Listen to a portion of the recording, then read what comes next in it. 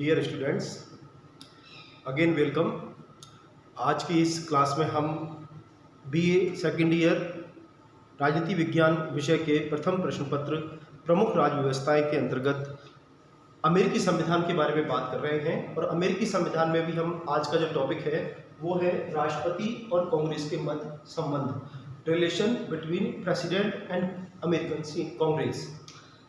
आपको ये बताया गया कि अमेरिकी शासन प्रणाली अध्यक्षात्मक शासन प्रणाली है और अध्यक्षात्मक शासन प्रणाली के अंतर्गत अमेरिका में शक्ति पृथक्करण के सिद्धांत को भी अपनाया गया।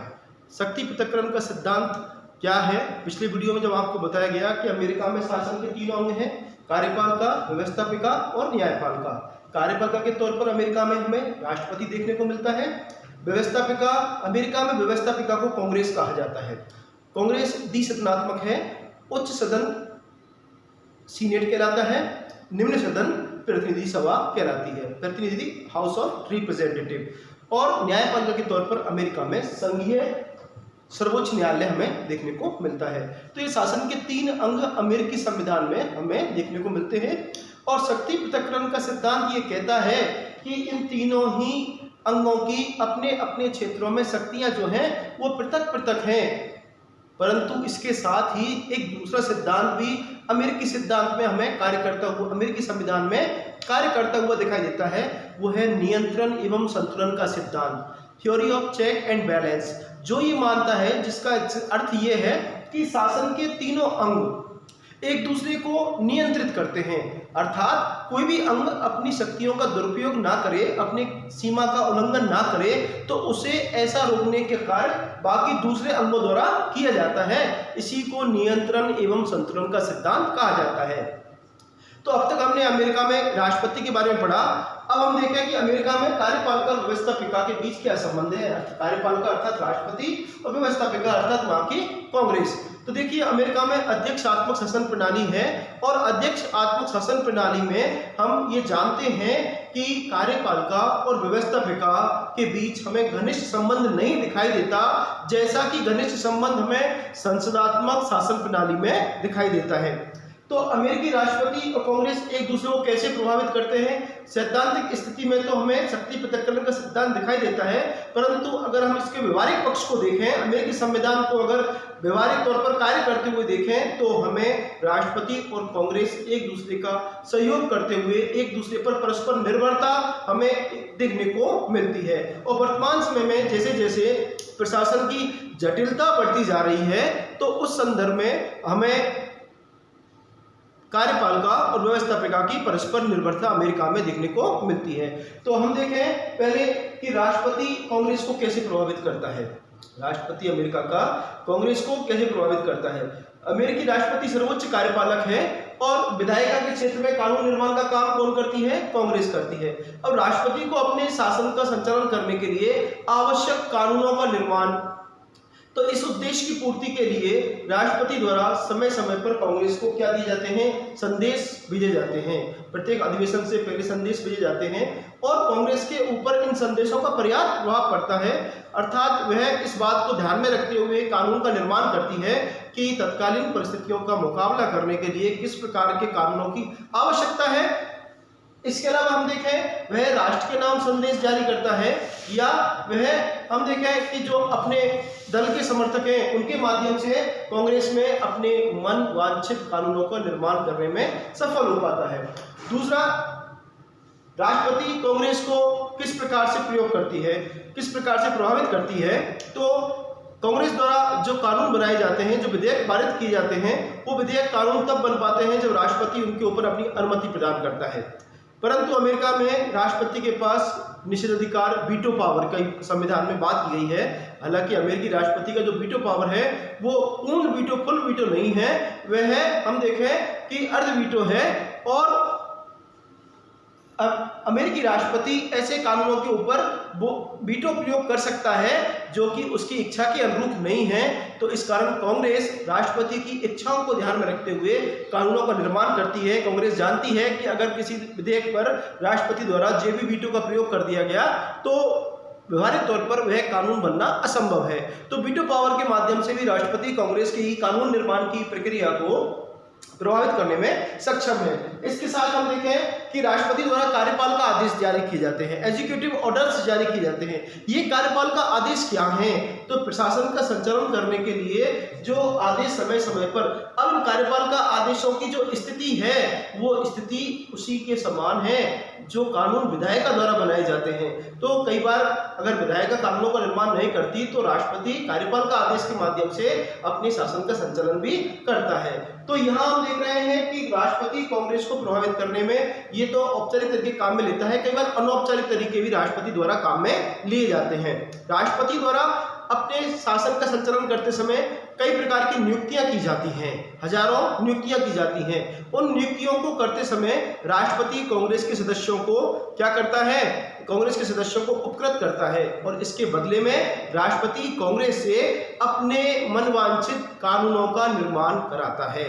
इसके अलावा अगर किसी राष्ट्रपति जिस दल का है उसी दल का कांग्रेस में भी बहुमत है तो अपने दल के माध्यम से या कांग्रेस में अपने मित्रों के माध्यम से या कांग्रेस से बाहर भी कई प्रभावशाली लोगों के माध्यम से वह अपने पक्ष में कानूनों का निर्माण कराने के लिए कांग्रेस को प्रभावित कर सकता है। तो राष्ट्रपति यहाँ शक्ति पृथक्करण का सिद्धांत होने के बावजूद भी कांग्रेस को प्रभावित करने की स्थिति में हमें दिखाई दे रहा है। अब हम देखें कि कांग्रेस किस प्रकार राष्ट्रपति को प्रभावित कर सकती है, जबकि शक्ति पृथक्करण का सिद्धांत है और वो ये कहता है कि कार्यपाल का शक्तियां किसमें नहीं थे? राष्ट्रपति में। व्यवस्था का शक्तियां किसमें नहीं थे? कांग्रेस में। ऐसा होने के बावजूद भी हम देखें कि दोनों में हमें परस्पर निर्भरता देखने को मिलती है, म्यूचुअल डिपेंडेंसी देखने को मिलती है। किस प्रकार? तो कांग्रेस किस प्रकार राष्ट्रपति की कार्यपाल का शक्ति को प्रभावित करने की स्थिति में है?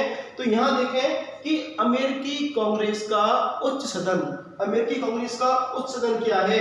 देखिए मैंने आपको बताया अमेरिका में व्यवस्थापिका को क्या कहा जा रहा है? कांग्रेस। इसके दो सदन है, अपर हाउस उच्च सदन और निम्न सदन। और उच्च सदन के तौर पर कौन है? सब सीनेट है।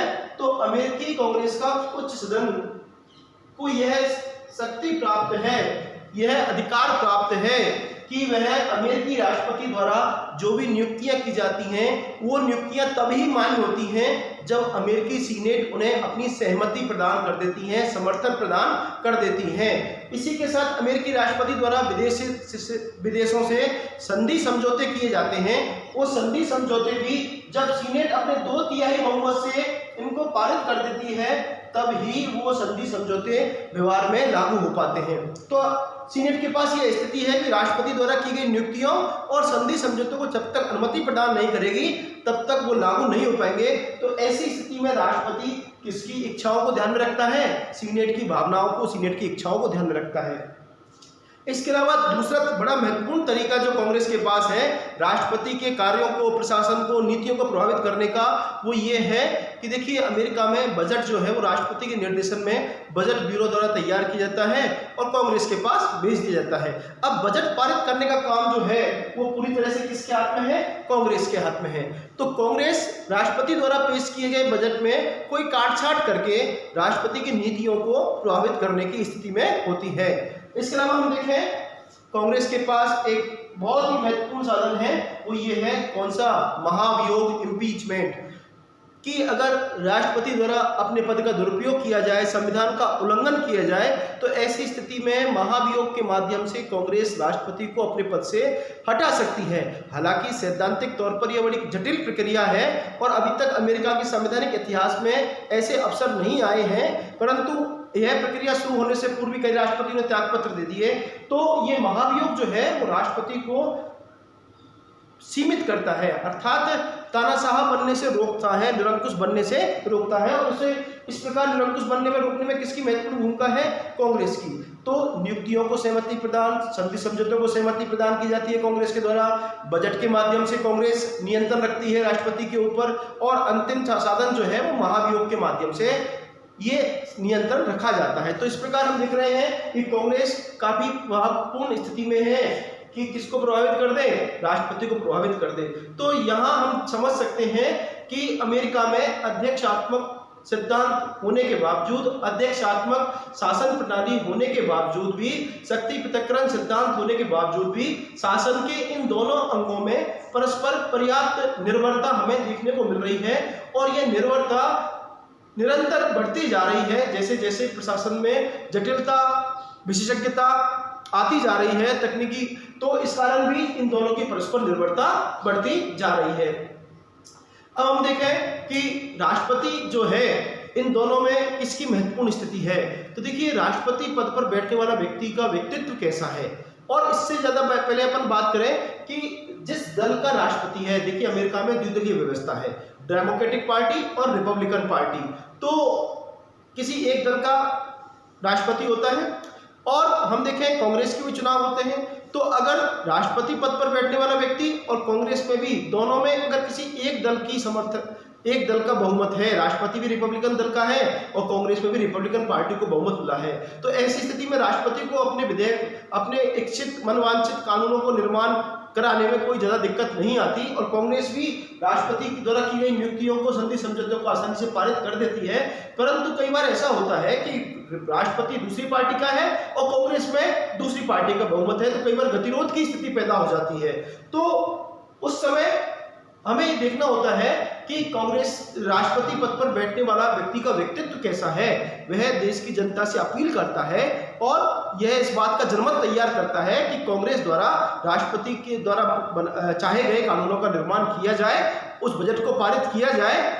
इसके अलावा उस समय परिस्थितियां कैसी हैं, संकटकालीन परिस्थितियों में राष्ट्रपति की शक्तियां अप्रत्याशित रूप से हमें देखने को मिलती हैं, और कांग्रेस भी संकटकालीन परिस्थितियों में राष्ट्रपति द्वारा मांगे गए बजट को, या हम देखें कि चाहे गए कानूनों को आसानी से पारित कर देती हैं। तो इस प्रकार हम देख रहे हैं कि दोनों की अपनी अपनी जगह महत्वपूर्ण स्थिति है, और दोनों एक दूसरे को प्रभावित करने की स्थिति में है, और दोनों एक दूसरे के ऊपर निर्भर भी हैं।